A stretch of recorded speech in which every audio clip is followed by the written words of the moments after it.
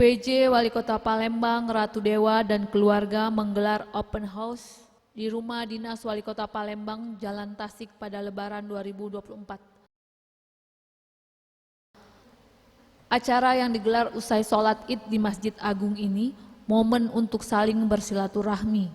Saat ditemui di sela, PJ Wali Kota Palembang menerima tamu, Ratu Dewa menyampaikan, kegiatan ini dilaksanakan selama 2 hari dan Lebaran ketiga dirinya pulang ke kampung halamannya. Dan Wali Kota juga mengucapkan selamat Lebaran dan mohon maaf lahir dan batin. Hari ketiga saya harus pulang kampung.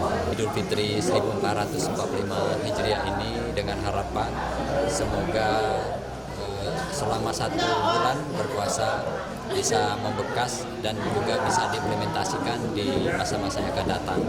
Karena puasa kita tahu adalah madrasah rohani buat kita semua. Terus yang kedua, mari kita melaksanakan banyak hikmahnya didapat.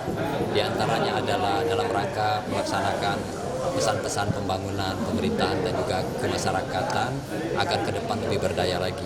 Yang ketiga, pembelajaran yaitu kaitan dengan nilai sosial.